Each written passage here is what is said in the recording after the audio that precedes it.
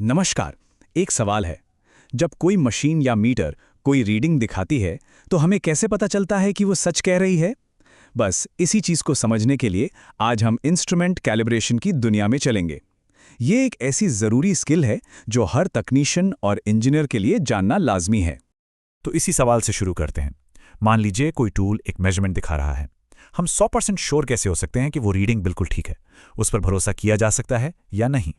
और इसी भरोसे की नींव है कैलिब्रेशन। इसको ऐसे समझिए जैसे हम अपनी घड़ी का टाइम एक बिल्कुल परफेक्ट एटॉमिक क्लॉक से मिलाते हैं। हम अपने इंस्ट्रूमेंट की रीडिंग को एक मास्टर या स्टैंडर्ड इंस्ट्रूमेंट से कंपेयर करते हैं, एक ऐसा इंस्ट्रूमेंट जिसकी एक्यूरेसी पर कोई सवाल ही नहीं उठा सकता, और फिर अपने इंस्ट्रूमेंट में जो भी कमी बेशी है उसे ठीक करते हैं। अच्छा, तो चलिए इसमें थोड़ा डीप डाइव करते हैं। शुरुआत करते हैं दो बहुत ज़रूरी लेकिन अक्सर कंफ्यूज करने वाले शब्दों से, एक्यूरेसी और प्रिसिजन। ये स्लाइड इन दोनों के बीच का फर्क बहुत अच्छे से समझाती है। देखिए, एक्यूरेसी का मतलब है कि हम असली वैल्यू या बुल्सआई के कितने पास हैं, जबकि प्रिसिजन का मतलब है कि हम हर बार सेम जगह पर निशाना लगा रहे हैं, भले ही वो जगह बुल्सआई से थोड़ी दूरी ही क्यों ना हो। एक बेहतरीन इंस्ट्रूमेंट वो है जो एक्यूरेट भी हो और प्रिसाइज भी। तो अब जब हम ये समझ गए हैं कि कैलिब्रेशन क्या है, तो अगला बड़ा सवाल आता है, क्यों? मतलब आखिर इतना जरूरी क्यों है? किसी भी प्रोफेशनल सेटिंग में इससे कॉम्प्रोमाइज क्यों नहीं किया जा सकता? इसके पीछे तीन बहुत सॉलिड कारण हैं जिनको हम पिलर्स कह सकते हैं।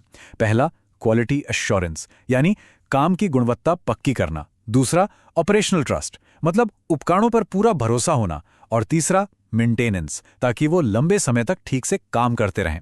इनके बिना सोचिए पूरा काम ही एक कमजोर नींव पर टिका होता है।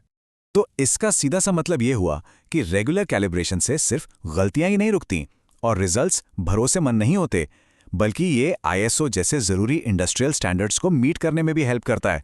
और हाँ, एक और फायदा, ये आपके महंगे इक्विपमेंट्स की लाइफ भी बढ़ाता है। तो एक तरह से ये एक इन्वेस्टमेंट ही है। चलिए, अब काफी थ्योरी हो गई, थोड़ा प्रैक्टिकल साइड पर चलते हैं और देखते हैं कि किसी भी इंस्ट्रूमेंट को कैलिब्रेट करने का यूनिवर्सल प्रोसेस, मतलब आमतौर पर क्या तरीका अपनाया जाता है। ये पूरा प्रोसेस बेसिकली 4 आसान से स्टेप्स में हो जाता है। स्टेप 1, सही स्टैंडर्ड या मास्टर इंस्ट्रूमेंट सिलेक्ट करना। स्टेप 2, सर्किट को ठीक तरीके से कनेक्ट करना। स्टेप 3, दोनों मीटर्स यानी स्टैंडर्ड और जिसे टेस्ट कर रहे हैं उनकी रीडिंग्स को कंपेयर करना। और स्टेप 4, अगर कोई फर्क दिखे तो उसे एडजस्ट करके ठीक कर देना। सिंपल। तो अब देखते हैं कि अलग अलग टाइप के मीटर्स के लिए ये कनेक्शंस असल में सर्किट के अंदर दिखते कैसे हैं। थोड़ा प्रैक्टिकल सेटअप समझते हैं। एक कॉमन डीसी कैलिब्रेशन सेटअप की बात करें तो उसमें एक हाई एक्यूरेसी वाला वेरिएबल पावर सोर्स यूज होता है। वेरिएबल इसलिए ताकि हम मीटर को उसकी पूरी रेंज पर चेक कर सकें, मतलब कम से लेकर ज़्यादा वैल्यू तक, और हर पॉइंट पर उसकी रीडिंग को स्टैंडर्ड मीटर से मिलाकर देखते जाते हैं। अब जो है स्लाइड में है ना, वो इलेक्ट्रॉनिक्स का एक गोल्डन रूल है, हमेशा याद रखिए। वोल्ट मीटर्स हमेशा पैरेलल में कनेक्ट होते हैं। क्यों? क्योंकि वो दो पॉइंट्स के बीच का पोटेंशियल डिफरेंस या वोल्टेज नापते हैं। वहीं दूसरी तरफ एमीटर्स हमेशा सीरीज में लगते हैं, इसलिए क्योंकि उन्हें सर्किट के अंदर से बहने वाले करंट को नापना होता है। ये बहुत बेसिक और इंपॉर्टेंट कॉन्सेप्ट है। अच्छा, अब एसी मीटर्स की कैलिब्रेशन डीसी से थोड़ी अलग होती है। यहाँ एक स्टेबल डीसी सोर्स नहीं, बल्कि एक स्टैंडर्ड 50 या 60 हर्ट्ज की साइन वेव यूज की जाती है। और एक खास बात, मीटर सीधे पीक वैल्यू नहीं नापता, वो नापता है आरएमएस वैल्यू, यानी रूट मीन स्क्वायर वैल्यू। आसान भाषा में कहें तो ये उस एसी सिग्नल की इफेक्टिव या काम करने वाली पावर होती है। इससे पहले कि हम आगे बढ़ें, सबसे, और मेरा मतलब है सबसे जरूरी चीज पर बात करते हैं, सेफ्टी और अपने इक्विपमेंट की लिमिटेशंस को समझना। ये वो रूल्स हैं जिनमें कॉम्प्रोमाइज हो ही नहीं सकता। ये एक बहुत बहुत गंभीर चेतावनी है। एक एमीटर का इंटरनल रेजिस्टेंस लगभग 0 होता है। इसका मतलब क्या हुआ? अगर इसे गलती से भी सीधे पावर सोर्स के अक्रॉस जोड़ दिया तो ये एक शॉर्ट सर्किट बन जाएगा।